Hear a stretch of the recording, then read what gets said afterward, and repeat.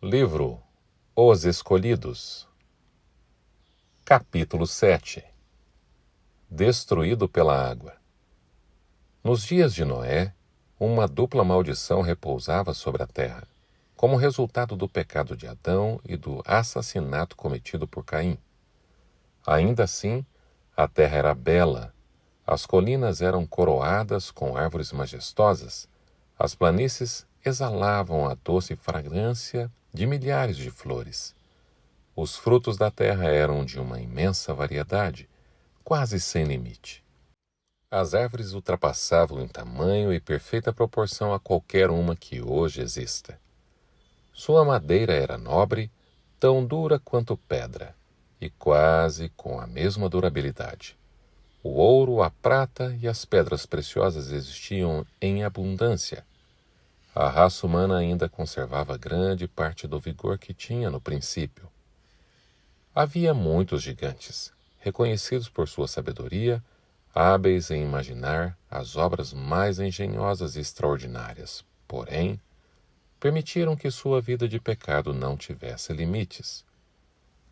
Deus havia concedido dons especiais a esses antediluvianos, mas eles usaram sua generosidade para a exaltação própria, transformando-os em maldição ao colocarem suas afeições nos dons e não no doador.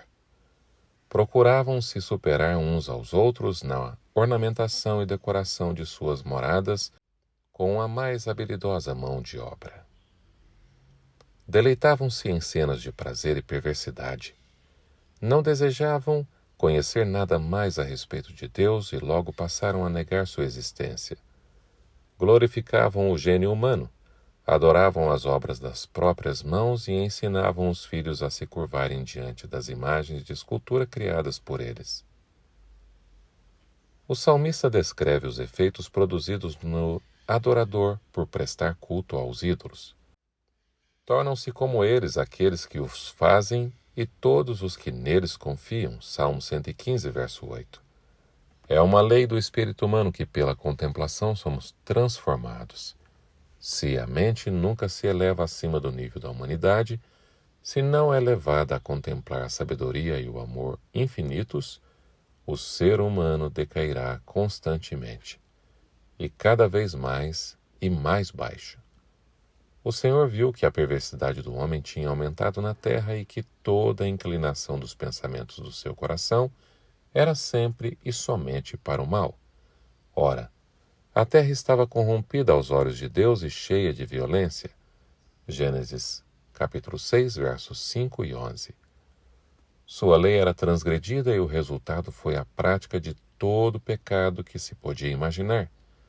A justiça foi lançada ao pó e os clamores dos oprimidos alcançaram o céu. Indiferença para com a vida humana. A poligamia começou a ser praticada logo no início, embora fosse contrária ao plano de Deus. Apesar de Deus ter dado uma só esposa a Adão, as pessoas decidiram seguir seus desejos pecaminosos após a queda. Como resultado, o crime e o sofrimento aumentaram rapidamente. Nem o casamento, nem os direitos de propriedade eram respeitados. Os homens se divertiam com a violência, sentiam prazer em destruir os animais. O uso da carne como alimento fazia com que eles se tornassem ainda mais sedentos de sangue.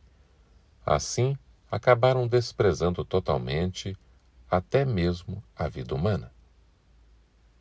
O mundo estava em sua infância, mas a maldade havia se espalhado tanto que Deus disse: farei desaparecer da face da terra o homem que criei.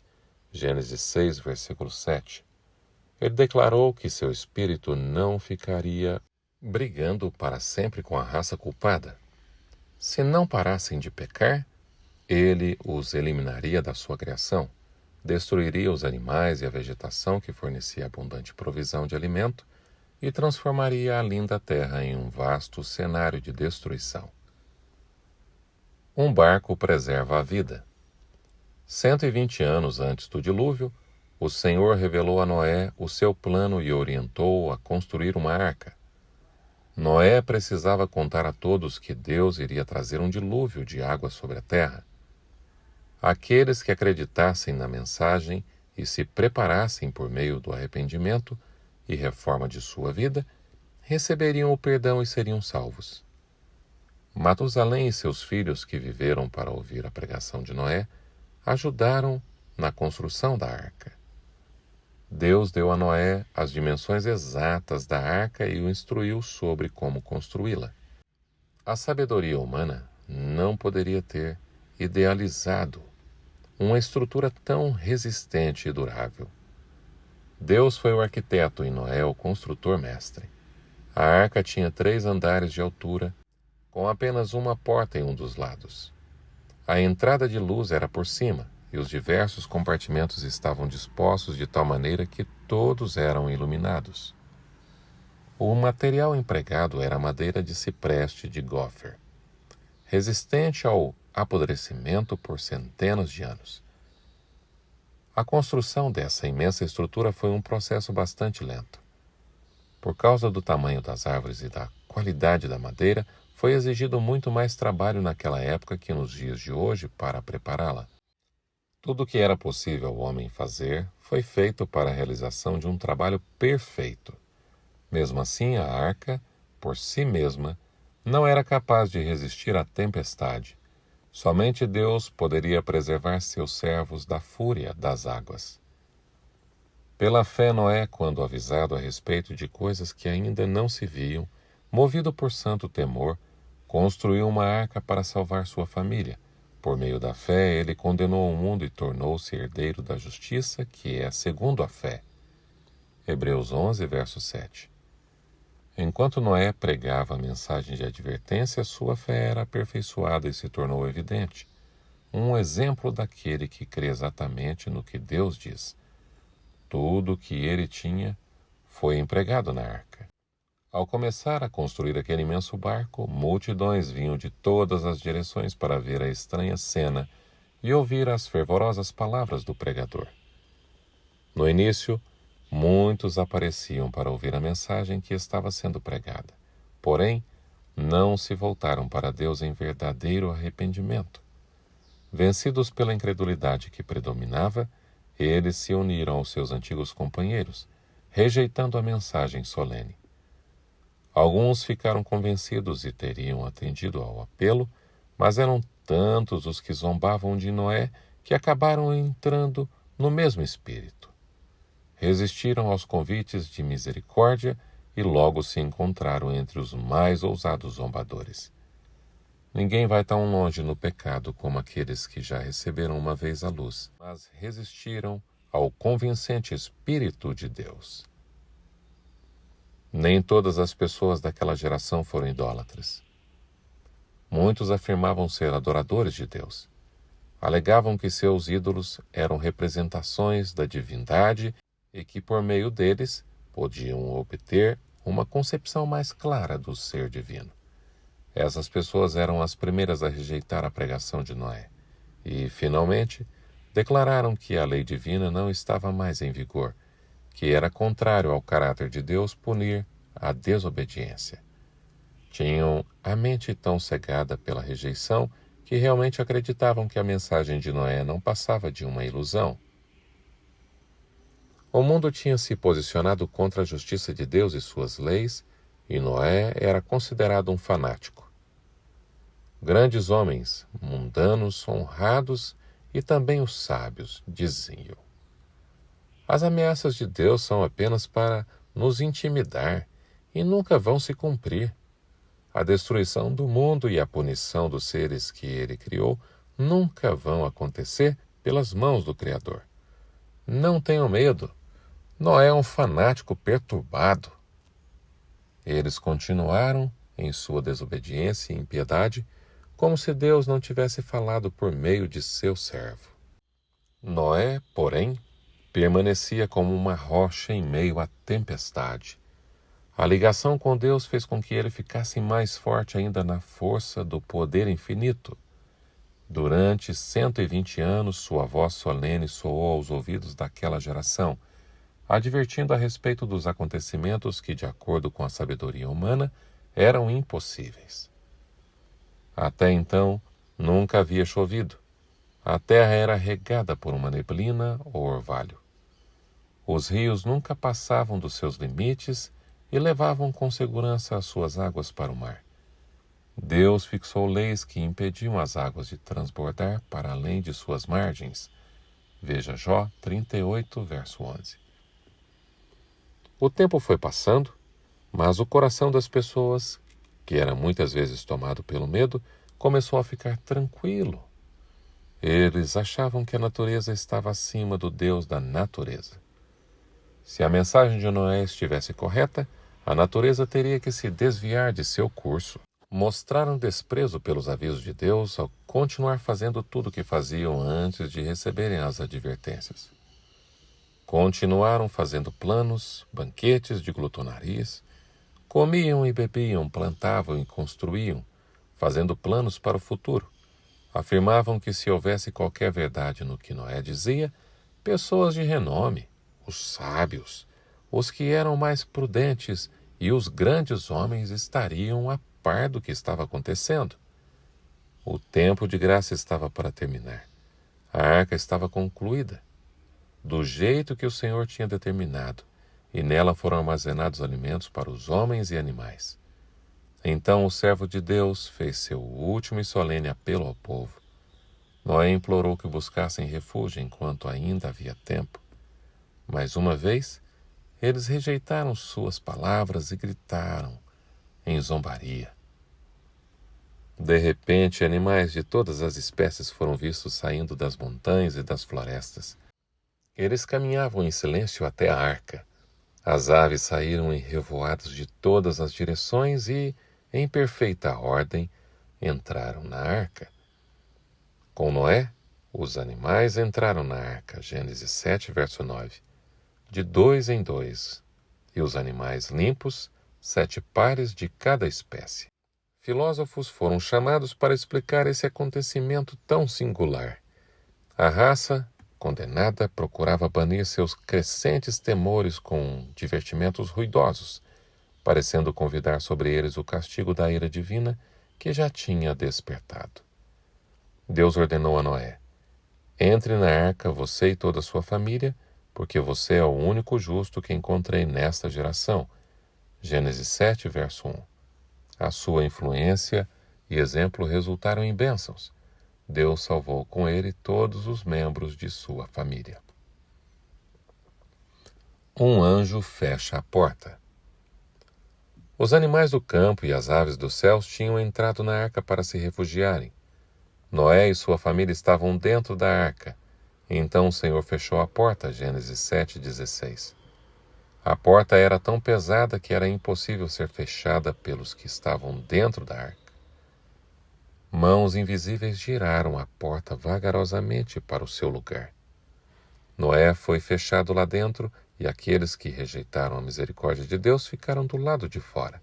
Assim também será fechada a porta da misericórdia quando Cristo cessar sua obra de intercessão em favor dos pecadores, antes de sua vinda nas nuvens do céu. A partir daí, a graça divina não vai mais conter os ímpios, e Satanás terá pleno domínio sobre aqueles que rejeitaram a misericórdia divina. Eles vão tentar destruir o povo de Deus, mas assim como Noé foi fechado dentro da arca, os justos também estarão protegidos pelo poder divino. Depois que Noé e sua família entraram na arca, durante 7 dias não houve sinal algum de que cairia uma tempestade. Nesse período, sua fé foi provada. Foi um tempo de triunfo para o mundo lá fora. As pessoas ainda zombavam das manifestações do poder de Deus. Multidões se reuniram ao redor da arca. Elas se divertiam e debochavam daqueles que estavam lá dentro, com uma coragem e arrogância que jamais tinham demonstrado antes. No 8º dia, nuvens negras se espalharam pelo céu. Relâmpagos riscavam o céu, seguidos do barulho assustador dos trovões. Logo, pesadas gotas de chuva começaram a cair. O mundo nunca tinha testemunhado nada parecido e o coração das pessoas foi tomado pelo medo. Todos se perguntavam: será que Noé estava certo e o mundo está condenado à destruição? Os animais vagueavam desesperados de um lado para o outro, no mais intenso terror. Então as fontes das grandes profundezas jorraram, e as comportas do céu se abriram. Gênesis 7, verso 11. As nuvens transbordavam como se fossem poderosas cataratas. Os rios ultrapassaram seus limites e inundaram os vales. Jatos de águas irrompiam da terra com força indescritível. Primeiro as pessoas viram seus esplêndidos edifícios e lindos jardins e bosques onde haviam colocado seus ídolos serem destruídos pelos raios que caíam do céu. Altares onde haviam sido oferecidos sacrifícios humanos eram derrubados, e os adoradores estremeciam diante do poder do Deus vivo. A violência da tempestade foi aumentando cada vez mais. O terror das pessoas e dos animais era indescritível. Acima do rugido da tormenta, era possível ouvir os lamentos dos homens e mulheres que haviam desprezado a autoridade de Deus. O próprio Satanás, que foi obrigado a permanecer entre os elementos em fúria, temeu por sua vida. Ele pronunciava maldições contra Deus, acusando-o de injustiça. Muitos, como Satanás, blasfemavam contra Deus. Outros, em pânico diante do terror, estendendo as mãos para a arca, imploravam a Noé para que ele os deixasse entrar. Finalmente, sua consciência havia sido despertada para entender que há um Deus que governa os céus. Chamaram pelo Criador com todas as forças, mas os ouvidos dele não estavam mais abertos para ouvir o seu clamor. Naquela hora horrível, perceberam que a transgressão da lei de Deus havia determinado a ruína deles. Mesmo assim, não se humilharam, não se entristeceram nem sentiram qualquer aversão pelo mal. Teriam desafiado novamente o céu caso o juízo tivesse sido removido. Alguns se agarraram à arca até serem levados pelas águas revoltas, ou o local onde se apoiavam se desprendeu ao colidir com as rochas e árvores. Apesar da arca, estremecia em cada fibra ao ser chacoalhada por fortes ventos. Os gritos dos animais dentro dela exprimiam o medo e a dor porque estavam passando. Mesmo assim, a arca continuou a flutuar em segurança. Anjos foram enviados para guardá-la. Alguns pais amarraram seus filhos e a si mesmos em cima de grandes animais, porque sabiam que estes se apegariam ao máximo à vida e subiriam aos lugares mais altos para escapar das águas que subiam mais e mais. Outros se amarravam às mais altas árvores no topo das colinas ou montanhas, mas as árvores eram arrancadas desde a raiz e arremessadas para dentro das ondas. À medida que as águas subiam, o povo fugia em busca de refúgio nas montanhas mais altas. A todo momento havia homens e animais lutando entre si por um lugar mais alto, onde pudessem firmar os pés até serem arrastados pelas águas. Dos picos mais altos, pessoas em desespero olhavam para um oceano sem praias. As solenes advertências do servo de Deus não mais pareciam motivo de zombaria. Aqueles pecadores condenados suplicavam por mais uma hora de graça, mais um apelo que viesse dos lábios de Noé. Era preciso que o amor em forma de justiça divina pusesse um fim ao pecado. Os zombadores de Deus morreram na escuridão das profundezas. As condições antes do dilúvio. Os pecados que clamaram por vingança sobre o mundo antediluviano também existem hoje. O temor de Deus foi banido do coração humano. Sua lei é tratada com indiferença e desprezo, pois nos dias anteriores ao dilúvio, o povo vivia comendo e bebendo, casando-se e dando-se em casamento, até o dia em que Noé entrou na arca, e eles nada perceberam, até que veio o dilúvio e os levou a todos. Assim acontecerá na vinda do Filho do Homem. Mateus capítulo 24, versos 38 e 39. Deus não condenou a geração antediluviana por comer e beber. Deu a eles os frutos da terra em grande abundância para suprir suas necessidades físicas. O seu pecado foi usar esses dons sem demonstrar gratidão para com o Criador, o doador, satisfazendo o apetite sem restrições. Era lícito se casarem. Ele deu instruções especiais sobre esse relacionamento, revestindo-o de santidade e beleza. No entanto, o casamento foi pervertido para que servisse às paixões. Condições semelhantes hoje. Uma condição semelhante existe hoje. O apetite é satisfeito sem restrições. Mesmo alguns dos que dizem ser seguidores de Cristo estão comendo e bebendo com os ímpios. A intemperança amortece as faculdades morais e espirituais, levando à satisfação das paixões mais baixas. Multidões se tornam escravas da imoralidade e vivem apenas para os prazeres sensuais. A extravagância invade a sociedade, as pessoas sacrificam a integridade pelo luxo e ostentação, a fraude, o suborno e o roubo são praticados normalmente sem serem repreendidos. A mídia traz relatos de crimes cometidos com tanto sangue frio que o instinto de preservação da vida humana parece ter se extinguido. Essas atrocidades se tornaram tão comuns que quase não provocam surpresa. O ímpeto das paixões e da ilegalidade, uma vez fora de controle, vão encher a terra de maldição e desolação.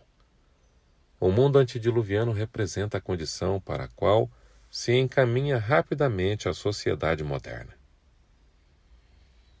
Deus enviou Noé para advertir o mundo a fim de que o povo pudesse ser levado ao arrependimento e escapasse da ameaça de destruição.